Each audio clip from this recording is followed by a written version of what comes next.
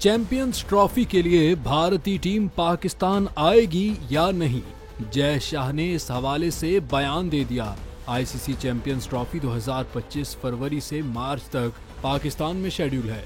ताहम इस टूर्नामेंट में भारत की शिरकत गैर यकीनी है, क्योंकि बीसीसीआई को पाकिस्तान का दौरा करने के लिए अपनी हुकूमत से बाकायदा मंजूरी लेना होगी।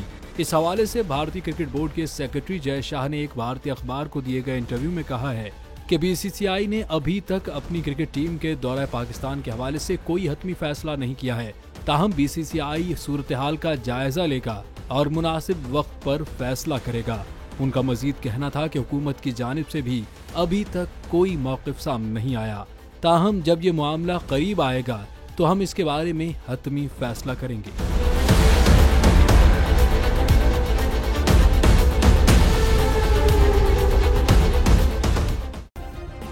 सब्सक्राइब करें और बेल दबाएं ताकि कोई खबर रह न जाए।